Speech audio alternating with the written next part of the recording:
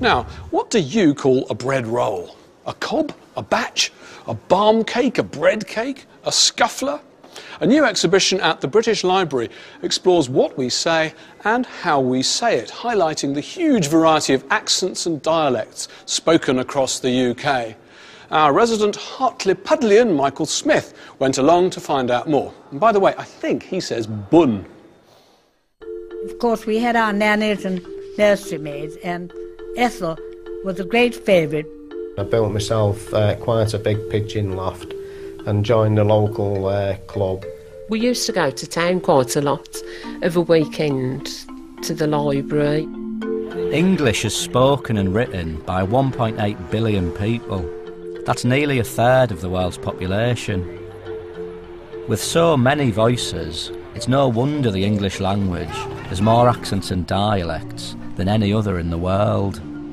For example, sitting on a street like this, drinking a coffee, you pick up on dozens of different accents, and I think one of the things you automatically do is you start making presumptions about the people that are talking in them, you know. You start imagining the history and where they're from, and, you know, you make up a little backstory for them.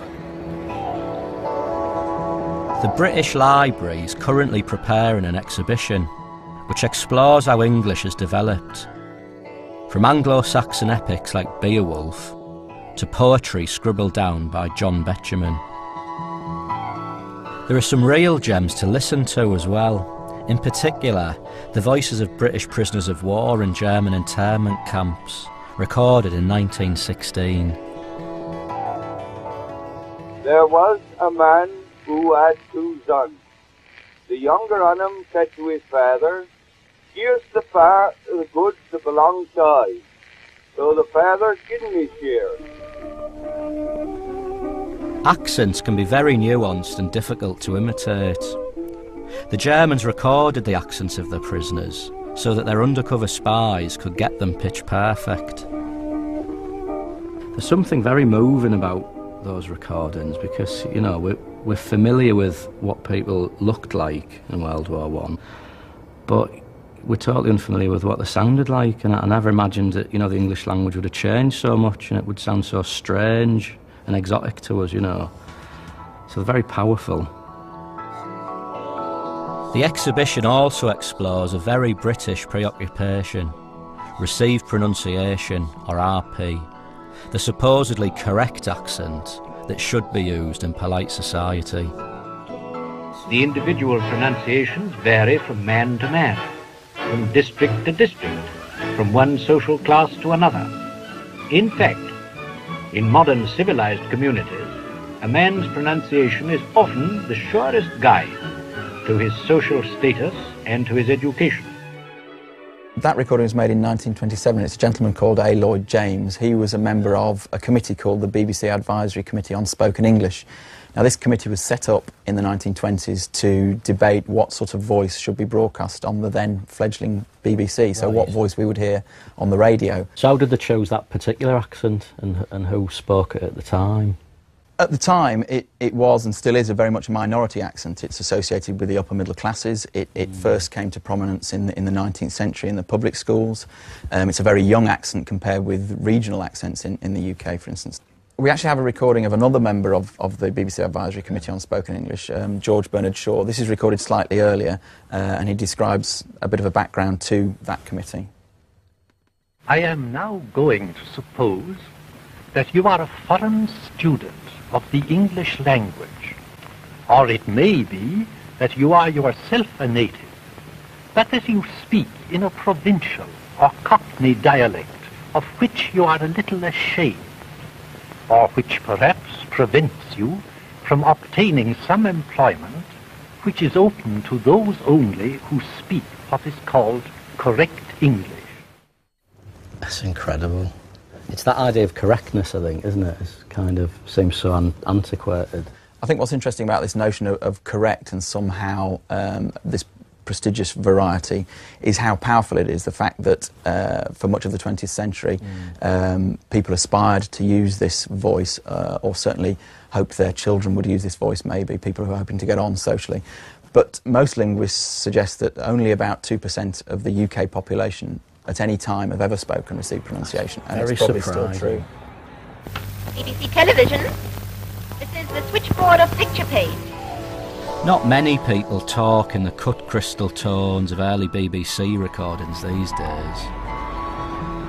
But I wonder, why don't we want to talk posh like that anymore? I think it depends partly on who the government will be in the future. Okay. I mean, I would be very interested to hear if there's any movement, if David Cameron stays in government, if there's any movement back towards the values of the way he speaks. The swing against RP was a direct result of people losing faith in Thatcherite policies. Right. It's very noticeable that post-Thatcher, the glottal stop started to be on the march. Was it? Yeah. And I mean, Tony Blair's a great example, isn't it? That he started very RP in terms of modern RP. And the more he felt threatened, or the more he felt he wasn't communicating, the more glottal stops he started to use. And the more he tried to speak like every man. Yeah. Right, right. Yeah. So if it's such a fluid thing, where do you think we're headed?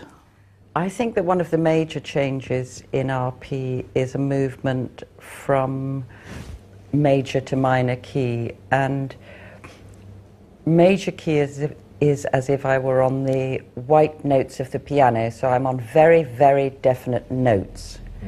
Minor key, which I'm exaggerating now, is as if I were on the black notes of the piano, so it's always going to sound a little bit plaintive or not quite sure of itself. So it's as if you can't be challenged. It's not provocative, really. Far from being set in stone, English is like a sponge, absorbing new influences, with new accents emerging all the time. Me not know Oxford done.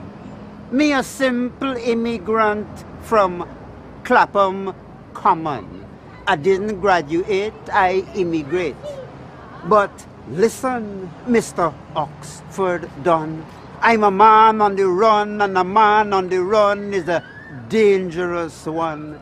I ain't have no gun, I ain't have no knife, but mugging the Queen's English is the story of my life.